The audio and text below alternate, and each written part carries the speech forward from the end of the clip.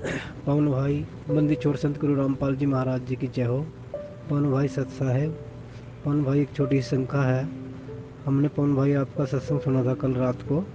एक भगत से आप सत्संग कर रहे थे, उस भगत ने एक सवाल पूछा था आपसे।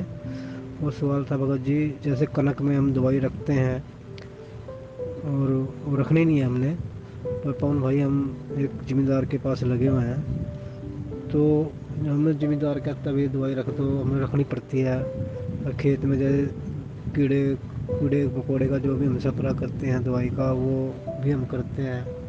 तो पवन भाई थोड़ा समस्या का समाधान बताइए, क्या करना होगा हमें। बड़ी मुश्किल से परमात्मा की कृपा हुई है हम पे, कोई ऐसी भूल चूक ना हो जाए जिससे हमसे परमात्मा दूर हो जाए, कोई ऐसी गलती ना कर बैठे।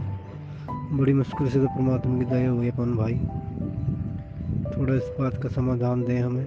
हम थोड़ा आगे फिर अपना कुछ सोचें या कुछ फिर अपना विचार करें, भी गिरनी नहीं करनी है, कुछ बताएं पवन भाई। सच है पवन भाई। बंदी छोड़ सतगुरु रामपाल जी महाराज जी की जय हो। सतसाई भगत जी, देखिए बड़े भैया, आपने जो सवाल किया है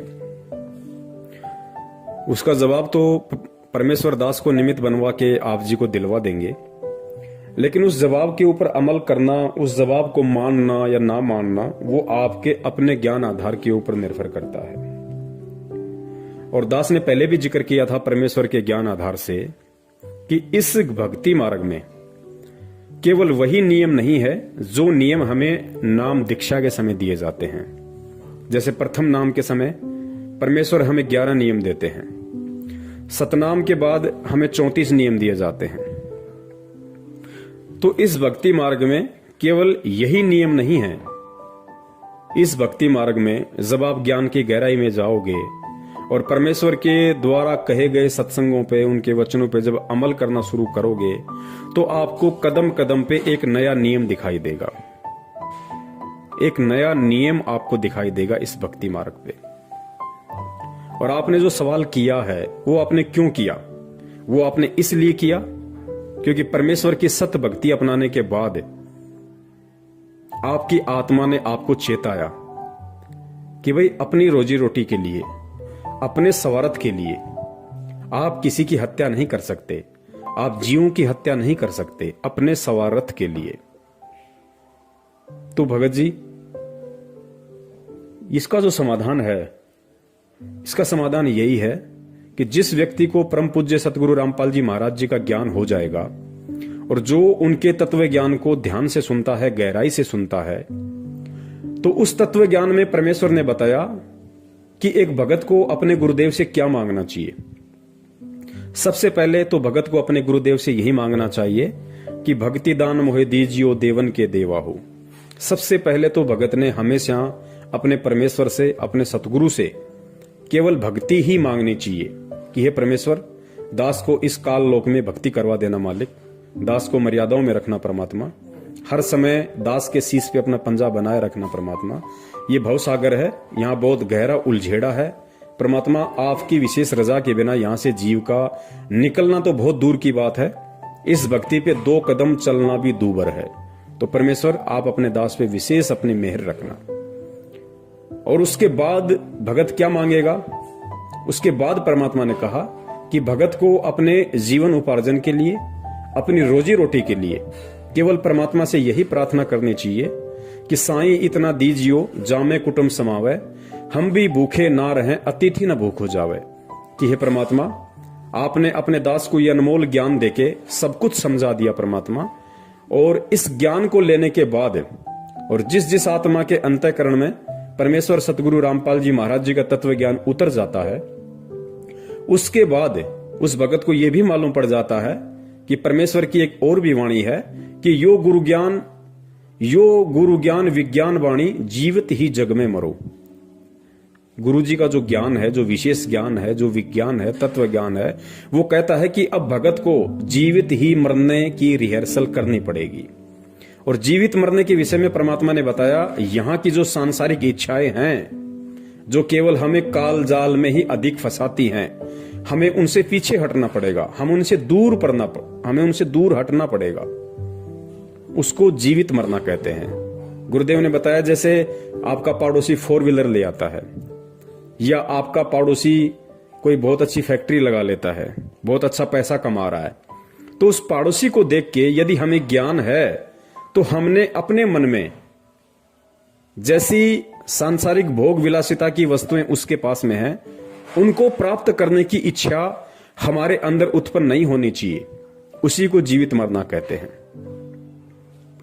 तो उसके बाद परमात्मा ने बताया कि दूसरी बात केवल परमात्मा से हमारे को यही मांगनी है कि साईं इतना दीजिए जिसमें कुटुंब समावे, और हम भी भूखे ना रहें, साधु न भूखो जाओ। तो भगत जी फिर आप ये बताइए, फिर जीव हत्या करने वाली बात आ कहां जाएगी? आज आप किसी जमींदार के वहां पे मजदूर बन के मजदूरी कर रहे हैं, आपको महीने का 10 से 15 हजार रुपए में मिल जाता होगा, और आप वहां पे पाप कितने कमा रहे हैं? आप करोड़ों जीवों की उस फसल के ऊपर स्प्रे करने के लिए जो आप केमिकल का यूज करते हैं, या उसके जो अन्न का भंडार है वहां पे आप केमिकल वगैरह रखते हैं, उसमें कितने जीवों की हत्या होती है, कितने सूक्ष्म जीव मरते हैं। भगत जी वो पाप किसको लगेगा? वो पाप हमें लगेगा। उसको तो लगेगा ही लगेगा, लेकिन वो पाप हमें भी लगेगा, क्योंकि हम अपनी रोजी रोटी के लिए, अपने स्वार्थ के लिए, अपने पेट पालन के लिए हम दूसरे जीवों की हत्या का पाप अपने सिर पे रख रहे हैं। भगत जी उस जमींदार को तो ज्ञान नहीं है, वो तो पता नहीं क्या क्या प्लानिंग करके बैठा हुआ है, और संसार की व्यक्ति की तो अनेकों प्लानिंग होती है, एक खत्म नहीं होती, उससे पहले 2 नई प्लानिंग तैयार हो जाती हैं। लेकिन हम भगत हैं, और परमात्मा ने बताया कि रोजी रोटी का कोई एक ही तरीका नहीं है। यहां पे अरबों खरबों की संख्या है दुनिया में, सभी लोग थोड़े ना कोई स्प्रे करके अपना पेट भरते हैं। परमात्मा ने हर किसी को हर प्रकार का व्यवसाय दिया हुआ है। अब मान लीजिए भगत अगर पहले कोई कसाई का काम करता था, तो नाम लेने के बाद वो कसाई का काम थोड़ी करेगा, उसको उस काम को चेंज करना होगा भाई, परमात्मा से प्रार्थना करके आगे बढ़ना होगा। और भक्ति के लिए जो व्यक्ति गलत रास्ते को छोड़ता है, उसके लिए परमात्मा 10 नए रास्ते खोल देता है। तो भगत जी अब हमने जब परमेश्वर का ज्ञान हो गया, तो उसके बाद में ये जो कर्म है, जो अपनी रोजी रोटी के लिए, अपने पेट पालन के लिए जो फसल के ऊपर स्प्रे किया जाता है, ताकि कोई भी कीड़े, कोई भी जीव जंतु फसल को हानि ना करें, नुकसान ना करें, वो भगत जी पाप की श्रेणी में आता है। और देखिए परमात्मा ने इस भक्ति मार्ग में बताया कि जानबूझ की इच्छा कर मारे नहीं, और बिन इच्छा मर जाए, कहे कबीर तास का पाप नहीं लगाए। गुरुदेव ने बताया कि इस भक्ति मार्ग में आने के बाद कोई भी भगत जानबूझ के किसी को भी ना तो परेशान करेगा, ना उसकी हत्या करेगा। और अनजाने में यदि भगत से किसी की हत्या हो जाती है, तो उसका दोष भगत के ऊपर नहीं लगता। हालांकि गीता जी का ज्ञान बहुत ही अटल है, और गीता जी के ज्ञान में कहा गया है कि जीव जैसा कर्म करता है वैसा उसको उसका भोग भोगना पड़ता है। लेकिन परमेश्वर की भक्ति में आने के बाद थोड़ी सी परमात्मा हमें राहत दे देते हैं, क्योंकि हम भगत बन गए, परमेश्वर की सत भक्ति कर रहे हैं, सत मंत्रों का हम जाप कर रहे हैं। तो उसमें होता क्या है, गीता जी का जो विधान है वो सबके ऊपर समान रूप से लागू है। गीता जी में जो कह दिया वो परमेश्वर का ज्ञान है। परमेश्वर का ज्ञान चाहे जगत हो चाहे भगत हो, सबके ऊपर समान रूप से लागू है। अब गीता जी में कहा गया है कि जो जैसा करेगा वैसा अपना भोगेगा, वैसा ही अच्छा करेगा तो उसको अच्छा मिलेगा, बुरा करेगा तो उसको बुरा मिलेगा। भगत के ऊपर भी यही लागू है। लेकिन भगत को परमात्मा ने ऐड दे दी, राहत दे दी, भगत को परमात्मा ने समाधान दे दिया, पर भगत को परमात्मा ने सच्चा नाम दे दिया। अब जैसे हम सारा दिन अपनी रोजी रोटी के लिए भटकते हैं, और परमेश्वर कहते हैं कि पृथ्वी ऊपर पगजो धारा करोड़ जीव एक दिन में मारे, कि एक व्यक्ति जब अपने घर से रोजी रोटी के लिए निकलता है तो 1 करोड़ जीवों की हत्या करके शाम को वापस लौटता है, सूक्ष्म जीवों की। अब वो कर्म जगत वालों पे लागू है, और वो कर्म हम भक्तों पर भी लागू है। लेकिन परमात्मा ने उसके निवारण के लिए हमारे को ये राहत दे दी 2 प्रकार की। पहली रात तो ये कि रोजी रोटी के लिए जब हम कहीं जा रहे थे तो उन जीवों की हत्या करना हमारा मकसद नहीं था, तो वो अनजाने में हुए पाप है। इसलिए परमात्मा उन अनजाने में हुए पाप कर्मों की, हत्याओं की हमें समयाचना देता है। और उसके बाद भी यदि हमें किसी प्रकार का कोई दोष रहता है तो फिर परमात्मा ने हमारे को वो साबुन दे रखा है। पाप कर्म रूपी जो कपड़ा है उसको साफ करने के लिए फिर परमात्मा ने हमारे को सच्चा नाम दे रखा है। उस सच्चे नाम के सुमरण से फिर वो पाप कर्म धुल जाते हैं। लेकिन जगत वालों के ऊपर ऐसा कुछ नहीं है, उनको तो भोगना ही पड़ेगा, क्योंकि ना तो वो परमात्मा की शरण में है ताकि परमात्मा उसको ये राहत दे सके कि भाई अगर अनजाने में तेरे से कोई गलती हो गई तो उसको मैं क्षमा करूंगा, क्योंकि जगत वाले परमात्मा की शरण में नहीं है, इसलिए उनको ये राहत भी नहीं है। और ऊपर से उनके पास कोई सतनाम भी नहीं है, सच्चा नाम भी नहीं है, परमात्मा की शरण भी नहीं है, तो जगत वाले तो हर तरीके से पाप में ही गल रहे हैं। लेकिन हम भक्तों को परमात्मा ने अनजाने में हुए या धोखे से यदि हमारे साथ किसी ने कोई छलबल किया है तो उसका पाप कर्म हमारे ऊपर नहीं लगता है, ये परमेश्वर ने हमें राहत दे दी। लेकिन भगत जी, फसल के ऊपर जो स्प्रे किया जाता है कीड़ों को खत्म करने के लिए, जो फसल को नुकसान करते हैं उन कीड़ों को समाप्त करने के लिए जो फसल पे छिड़काव किया जाता है केमिकल का, भगत जी वो तो अनजाने की गलती नहीं है, वो तो जानबूझ के किया जा रहा है। और किया केवल इसलिए जा रहा है ताकि हम उन कीड़ों को समाप्त कर सकें। उन कीड़ों को जानबूझ के मारने के लिए वो स्प्रे किया जाता है ताकि फसल बर्बाद ना हो, फसल को किसी प्रकार का कोई नुकसान ना हो।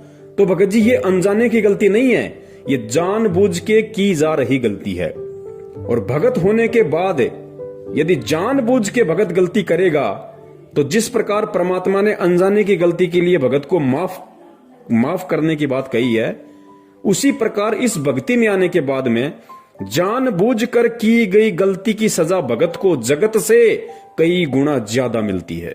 यह परमात्मा का विधान है। तो भाई हम ऐसे पंगे में पांव क्यों दें? अब बहुत सारे भगत भाइयों को शंका हो जाएगी कि भाई हमारे पास तो सैकड़ों बीघा जमीन है, मेरे पास तो 50 किला जमीन है, और मैं तो गेहूं भी करता हूं पूरी जमीन में, सरसों भी करता हूं, जो मक्का बाजरा भी करता हूं, तो भाई मुझे तो उसमें कीटनाशक का इस्तेमाल करना पड़ता है, तो फिर मैं क्या करूं? देखिए भगत जी, ये सतगुरु रामपाल जी महाराज जी की सत भक्ति है, और इस भक्ति में सबसे पहले हमने भगत बनना पड़ेगा, साधु बनना पड़ेगा। और साधु बनने के लिए सबसे पहले हमें अपनी इच्छाओं को सीमित करना पड़ेगा। जब हम अपनी इच्छाओं को सीमित करेंगे तो भले ही मेरे पास में 50 किला जमीन हो, अगर मैंने अपनी इच्छाओं को समाप्त करना शुरू कर दिया है, अपनी फालतू की इच्छाओं को वश में करना शुरू कर दिया है, तो मुझे 50 किला जमीन में गेहूं उत्पादन करने की कोई आवश्यकता नहीं है।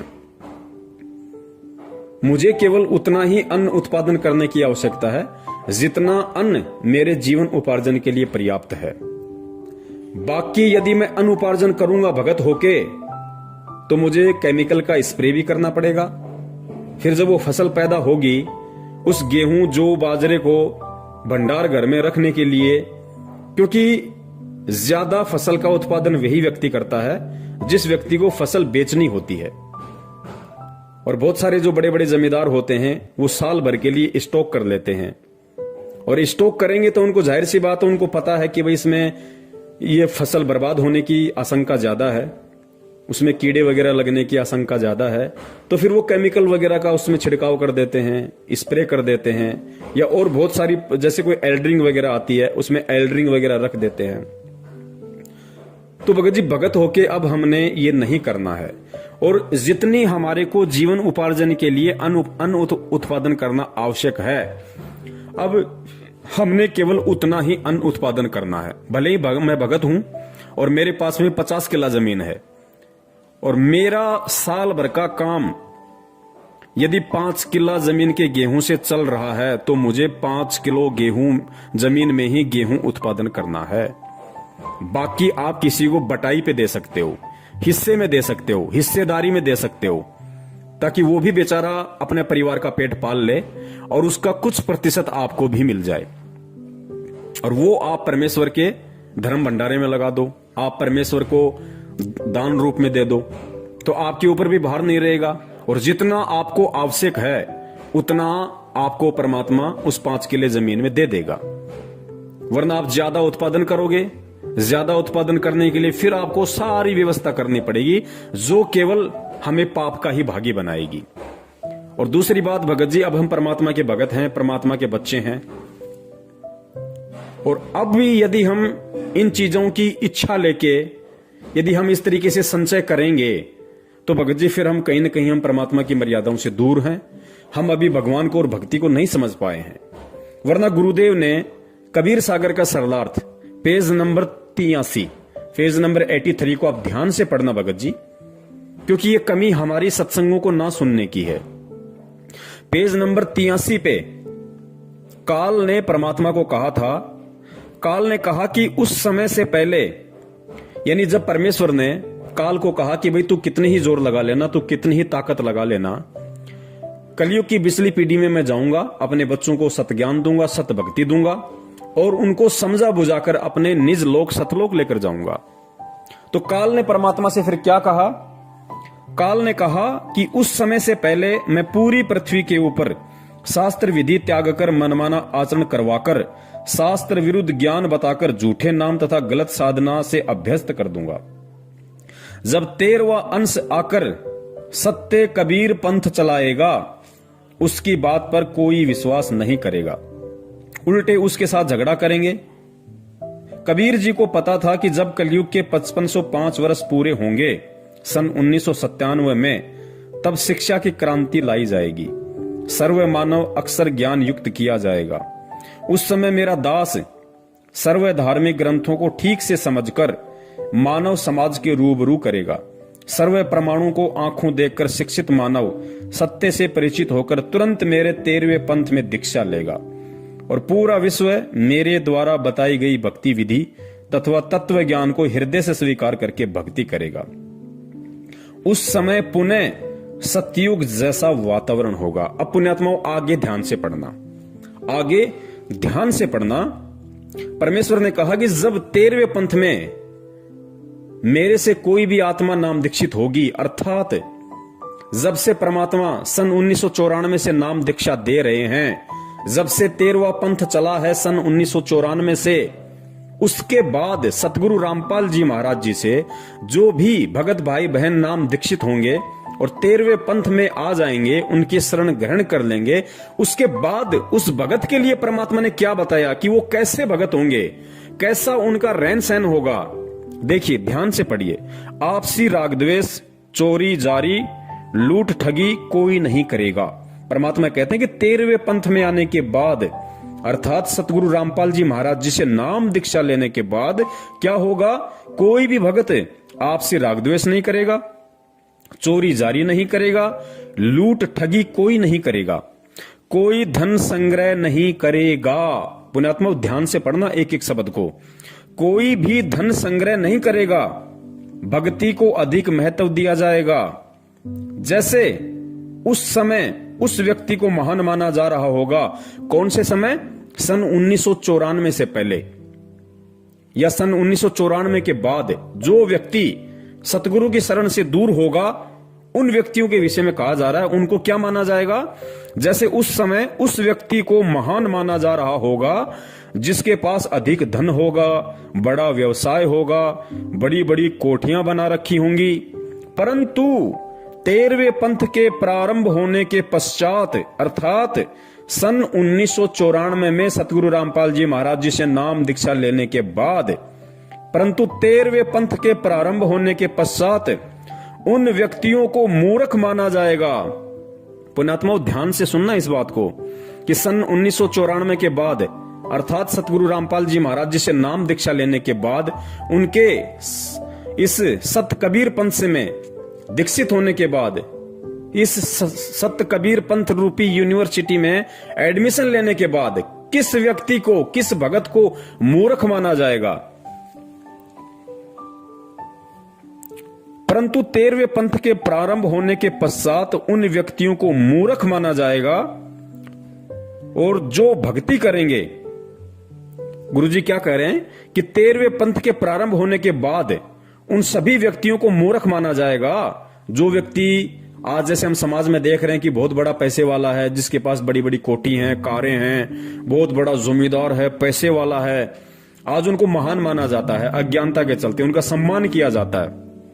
तो परमात्मा यह कह रहे हैं कि 13वें पंथ से पहले तो इन व्यक्तियों को महान माना जाएगा, परंतु 13वें पंथ के प्रारंभ होने के पश्चात उन व्यक्तियों को मूर्ख माना जाएगा।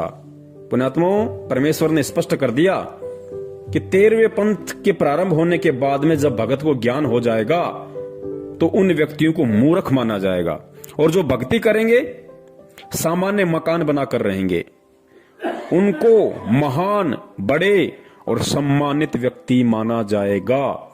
अर्थात आने वाले समय में केवल उसी भगत को आदर सम्मान की दृष्टि से देखा जाएगा और वही व्यक्ति महान माना जाएगा, बड़ा माना जाएगा, जो व्यक्ति सामान्य मकान बनाकर रहेगा, सामान्य तरीके से अपनी रोजी रोटी के लिए अपना काम धंधा करेगा, ना कोई बड़ी कोठी बनाएगा, ना कोई बड़े बड़े 4 व्हीलर गाड़ियां लेके आएगा दिखावे के लिए।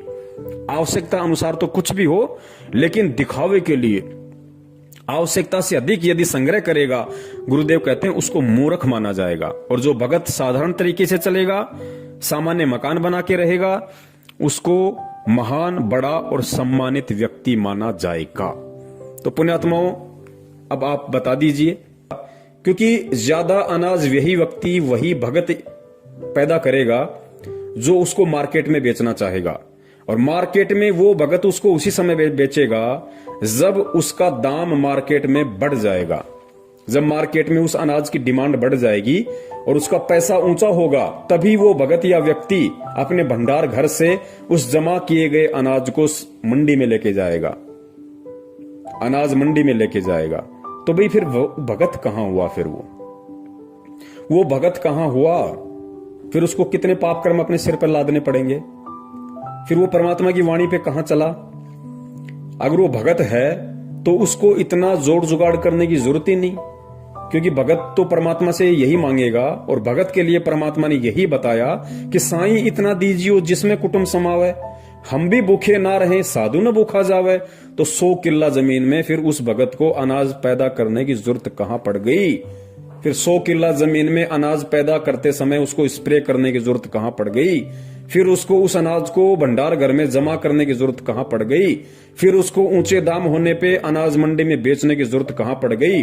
और जब वो उस अनाज को बेचेगा, लाखों में जब पैसा उसके घर में आएगा, फिर उस पैसे का क्या करेगा? वो क्या करेगा?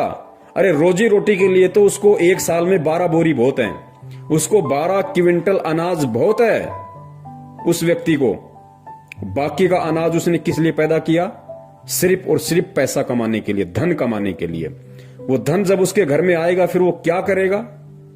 वो फालतू के नाटक करेगा, देखा देखी गाड़ी लाएगा, एक कोठी उस लड़के को बना के देगा, एक कोठी दूसरे लड़के को बना के देगा। क्या करेगा वो?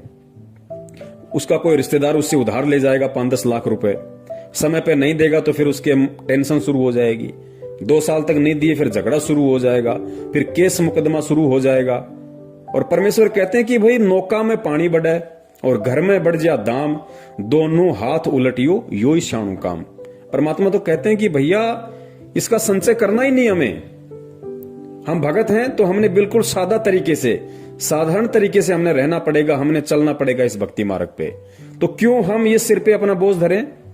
तो बड़े भाई, यदि आप किसी बड़े जमींदार के यहां पे काम कर रहे हैं, मजदूरी कर रहे हैं, तो आपको ये कोई अधिकार नहीं है कि आप अपनी रोजी रोटी के लिए और करोड़ों जीवों की स्प्रे करके हत्या करें।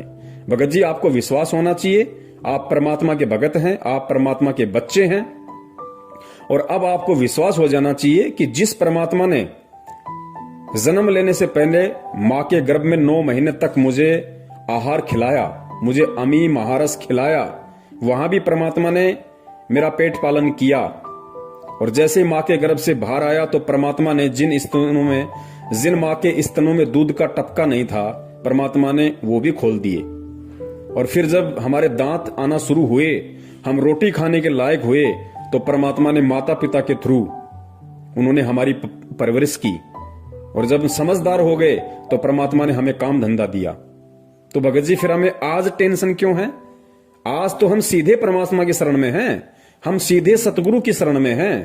और हमें विश्वास होना चाहिए कि जिस सतगुरु ने, जिस पूर्ण परमेश्वर ने सतगुरु रूप में आके संत रामपाल जी महाराज जी के रूप में प्रकट होके मुझे भक्ति दी, मुझे भजन दिया, जिस परमात्मा ने मुझे भजन दिया वो मुझे भोजन क्यों नहीं देगा?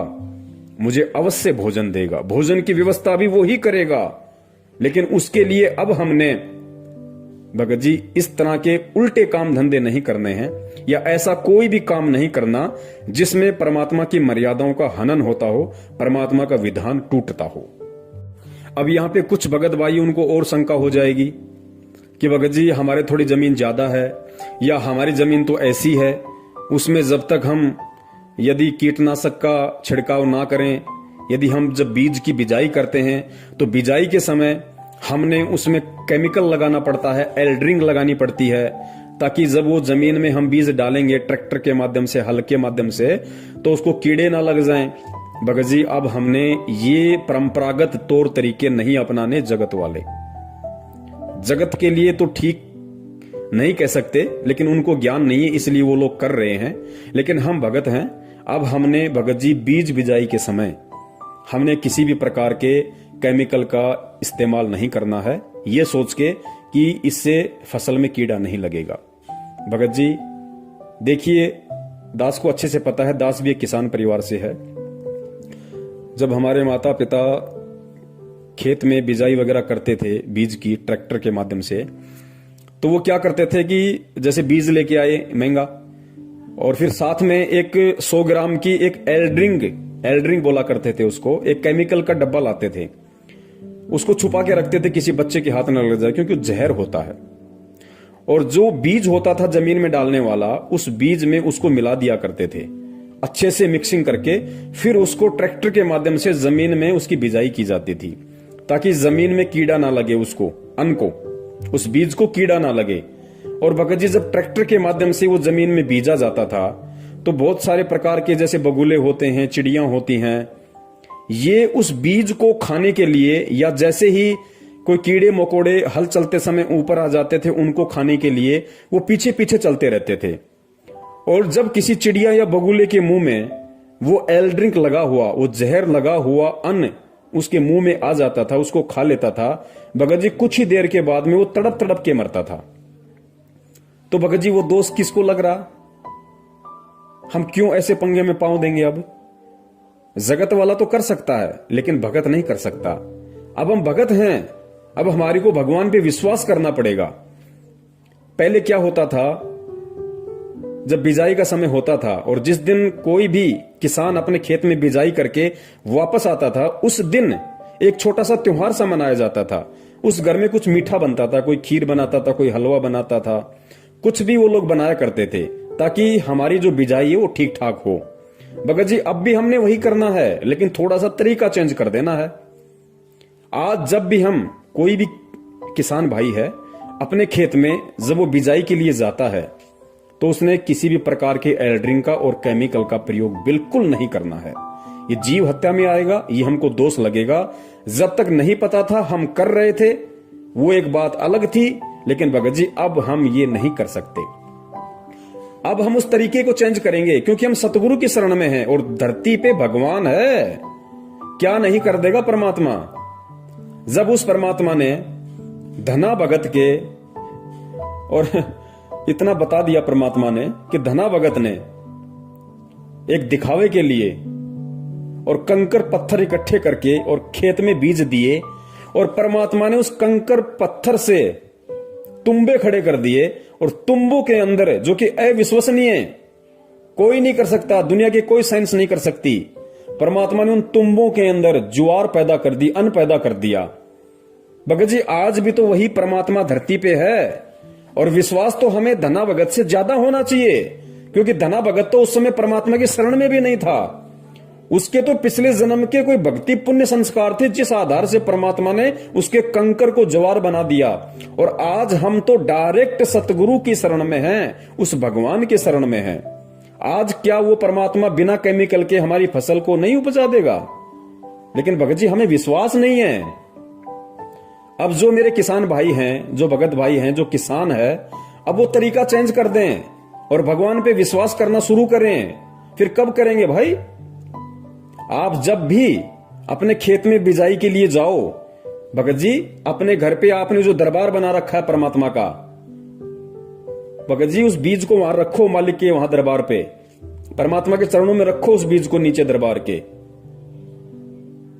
और परमेश्वर से अरदास करो कि हे परमपिता परमेश्वर, आपका दास आपके ज्ञान आधार पे चलते हुए, परमात्मा मैं जीव हूं, मैं नादान हूं, हालांकि मुझे इतना विश्वास नहीं है क्योंकि वर्षों से मैं इसी विधि से ये जहर लगा लगा के जमीन में बीज डाल रहा हूं, लेकिन परमात्मा अब मुझे आपके विधान का पता चल रहा है और मैं आप पे विश्वास करते हुए मेरे परमपिता परमात्मा अब आपका दास खेत में बिजाई के लिए जा रहा है, और परमात्मा आपका दास आपके चरण कमलों में ज्योति हवन का संकल्प करता है। परमेश्वर अपने दास के इस ज्योति हवन को स्वीकार करें, और परमात्मा आप जी दया करना, आपके दास की जीवन उपार्जन के लिए इतना अन्न हो जाए परमात्मा, जिससे दास का जो परिवार है उसका पेट पालन हो जाए और आपकी भक्ति में किसी भी प्रकार की कोई बाधा उत्पन्न ना हो। और परमात्मा मैं अब उन परंपरागत तौर तरीकों को, उन दुनिया वालों की देखा देखी अब मैं जीव हत्या नहीं कर सकता। मैं अच्छी फसल की पैदावार के लिए या इस बीज में किसी प्रकार का कोई कीड़ा ना लगे उसके लिए परमात्मा मैं अब बिल्कुल भी केमिकल का इस्तेमाल नहीं करूंगा। मैं बिल्कुल भी जीव हत्या का जो पाप लगता है मैं उसका दोषी नहीं बनना चाहता। परमात्मा दास की ज्योति को स्वीकार करें, और परमात्मा जैसी आपकी इच्छा होगी, आपका दास आपके भरोसे परमात्मा बीज बिजाई के लिए जा रहा है। पुण्यात्मा आप विश्वास तो करके देखो परमात्मा पे, धरती पे भगवान है और आप तो भगवान की शरण में हो डायरेक्ट। परमात्मा क्या से क्या नहीं कर देगा। जब बिना परमात्मा की शरण के धना भगत के कंकर को परमात्मा ने तुम्बा बना के ज्वार पैदा कर दी, तो क्या तुम्हारे खेत में परमात्मा कुछ नहीं कर देगा? लेकिन हमें धना भगत के उतना विश्वास नहीं है। और परमात्मा कहते हैं, कहे कबीर सुनो भाई साधो, मैं तो हूं विश्वास में। तो पुण्यात्माओं हमने विश्वास करना पड़ेगा, भगवान धरती पे है। हमने ये अपनी अंतरात्मा से, अपने हृदय से इस बात को स्वीकार करना पड़ेगा कि फिर परमात्मा क्या से क्या नहीं कर सकता। परमात्मा कुछ भी कर देगा क्योंकि वो कुछ भी करने में समर्थ है। पुण्यात्माओं ये परिवार हमारा नहीं है। इस परिवार के पेट पालन की चिंता हमें नहीं होनी चाहिए कि फसल नहीं होगी तो क्या होगा, कहां से लाऊंगा, कैसे खिलाऊंगा। पुण्यात्माओं गुरुदेव ने बताया कि तुम एक मजदूर बनके इन बच्चों की देखभाल करो, सेवा करो। ये बच्चे मेरे हैं, ये मेरी आत्माएं हैं, ये तेरा बेटा बेटी नहीं है, ये मेरा बेटा बेटी, और तू भी मेरा बेटा है। तू केवल मजदूरी कर एक सेवा के तौर पे, बाकी काम मेरा है। अरे जो परमात्मा तीनों लोकों में प्रवेश करके सभी जीव आत्माओं का धारण पोषण कर रहा है, पुण्यात्माओं जब हम उसकी डायरेक्ट शरण में हैं तो क्या हमारी नहीं करेगा? परमात्मा कहते हैं, पो पाटी पगड़ा भया और जागी जिया जून, और सब काहू को देत है वो चौथ समाना चून। अरे हम तो इतनी मेहनत करके, इतनी हत्या का दोष अपने सिर पे रख के हम लोग खेत में बिजाई करने जाते हैं, इतनी मेहनत करते हैं, इतना सब कुछ करते हैं, देखभाल करते हैं, और खाते क्या है? 2 रोटी सुबह 2 रोटी शाम को। और वो हाथी, पुण्यात्मा विचार करो वो क्या करता है? उसने कब खेत में फसल बोई? और जितना एक आदमी 1 महीने में नहीं खाता होगा उतना तो हाथी 1 दिन में खा जाता है। उसका भी तो परमात्मा पेट भर रहा है रोजाना। तो भाई हमें विश्वास करना पड़ेगा भगवान पे, फिर देखना परमात्मा का खेल। और फिर जो भगत होगा वो केवल इतना ही अन्न उत्पादन करेगा जितना उसके परिवार की, उसके कुटुंब की आवश्यकता होगी, और आवश्यकता के अनुसार करेगा तो उसको भंडार करने की जरूरत ही नहीं। वो सीधा सीधा अपने घर में 8-10 बोरी जो भी होंगी अपना रोजी रोटी के लिए अपना वो रख लेगा, और बाकी को अपना मार्केट में सेल कर देगा, नमक लूण मिर्ची के लिए या अन्य छोटी मोटी आवश्यकता की जो वस्तुएं हैं उसके लिए। यदि उसको अन्न कुछ बचता है तो उसके लिए वो अनाज मंडी में उसको सेल कर देगा, और साल भर का उसको जितना चाहिए उतना वो अपने घर पे रख लेगा। तो साल भर में अनाज का कुछ खराब होता नहीं है, तो हम उस पाप से भी बच गए। और परमात्मा की वाणी पे भी हम चल गए कि साईं इतना दीजिए जिसमें कुटुंब समाव, हम भी भूखे ना रहे अतीत न भूख हो जाए। तो ये तो था हमारे किसान भाइयों के लिए। और बाकी मेरे जैसे जो भाई बहन हैं, जो अपना रोज खाते हैं, रोज कमाते हैं, उनको तो किसी प्रकार की दिक्कत ही नहीं है ना उनको जमा करना, क्योंकि आटे का 5 या 10 किलो का एक कट्टा आता है, अपना ले आओ, 5 दिन में खत्म, फिर दूसरा ले आओ। तो हमें तो किसी प्रकार की दिक्कत ही नहीं है। तो किसान भाइयों को इस तरीके से इस भक्ति मार्ग पे अब परमेश्वर पे विश्वास करके और दुनिया वालों की देखा देखी फालतू की चीजों की इच्छा के लिए, या वैसे भी नादानी में जैसे दुनिया पहले जो सारे ये कर्म कर रही थी, एल्ड्रिंग लगा के, केमिकल लगा के बीज की बिजाई करना, फिर फसल के ऊपर स्प्रे करना। पुण्यात्माओं, अब हमने धना भगत जी से ये सीख लेते हुए, और परमात्मा धरती पे है इस बात को अपने हृदय में समा के और मालिक पे विश्वास करके अब हमने चलना पड़ेगा। फिर परमात्मा हमारे से दूर नहीं है, वो सब देख रहा है, वो सब देख रहा है। और परमात्मा कहते हैं साहिब से सब होता है, बंदे से कुछ नहीं। वो राई से पर्वत कर दे, फिर पर्वत से राई। जो परमात्मा पर्वत से राई और राई से पर्वत, मतलब परमात्मा 1 सेकंड में सब कुछ विध्वंस कर दे और अगले ही पल परमात्मा वैसा का वैसा कर दे, उसको कहते हैं राई से पर्वत और पर्वत से राई करना। तो पुण्यात्माओं, परमात्मा हमारे लिए फिर क्या कुछ नहीं कर सकता, और वो यहां पे हमारे लिए ही तो कुछ करने के लिए आया हुआ है। और किस लिए आया परमात्मा सतलोक छोड़ के? आप और हमारे लिए आया हुआ है। हमें वो भक्ति देने के लिए आया है, अपना विधान संविधान बताने के लिए आया है। उस संविधान पे हमारे को चलना कैसे है वो बताने के लिए आया है। और जब हम परमात्मा के हिसाब से चलेंगे, परमात्मा के संविधान पे चलेंगे, तो पुण्यात्माओं फिर परमात्मा क्या नहीं कर देगा? परमात्मा कुछ से कुछ भी कर देगा। तो अब हमने इन सब बातों का पुण्यात्माओं विशेष तौर से ध्यान रखना है। और दास केवल उतनी ही बात आप जियों को कहेगा जो बात परमेश्वर के ज्ञान आधार से है, और जिस बात पे दास खुद भी चलता है। दास केवल वही बात अपने वीडियो के माध्यम से भगत समाज को बताता है जो दास भी अमल करता है। वरना दास को भी परमात्मा के विधान का अच्छे से पता है कि करनी तज कथनी कथ है, अज्ञानी दिन रात, कुत्ते जू भोकत फिरे, सुनी सुनाई बात। तो मैं कुत्ते की शरण में आ जाऊंगा अगर मैं संगत को, मेरे भगत भाई बहनों को सलाह देता रहा, उनका समाधान करता रहा, और मैं खुद यदि उन पॉइंट्स पे अमल नहीं करूंगा, तो पुण्यात्मा फिर मैं कुत्ते की शरण में आ जाऊंगा, परमात्मा मुझे कभी माफ नहीं करेगा। इसलिए दास केवल उतनी ही बात बोलता है और वही सलाह अपने भगत भाई बहनों को देता है जो दास उन पे अमल करता है। अन्यथा दास को कोई अधिकार नहीं है किसी को कोई सलाह देने की। तो पुण्यात्माओं, अब हम भगत हैं और परमात्मा धरती पे है। अब हमने इस तरीके से चलना होगा।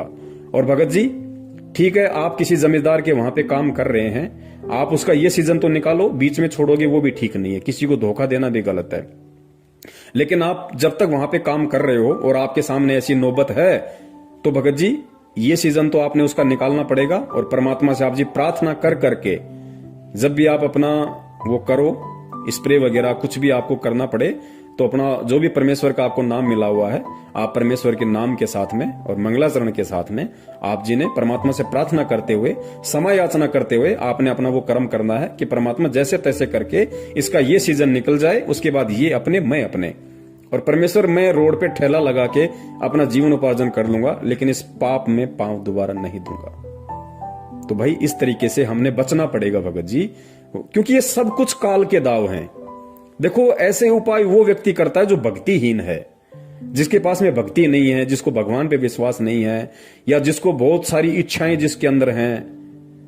तो भगत जी वो व्यक्ति इस तरह के काम किया करता है। और काल यही चाहता है, क्योंकि अभी परमात्मा ने पढ़वाया ना, काल ने कहा था कि उस समय तक तो मैं इन जीवों को भक्ति से इतना दूर कर दूंगा, भगवान से इतना दूर कर दूंगा कि जब 13वें पंथ में तेरा दास जाएगा तो कोई उसकी बात को स्वीकार भी नहीं करेगा।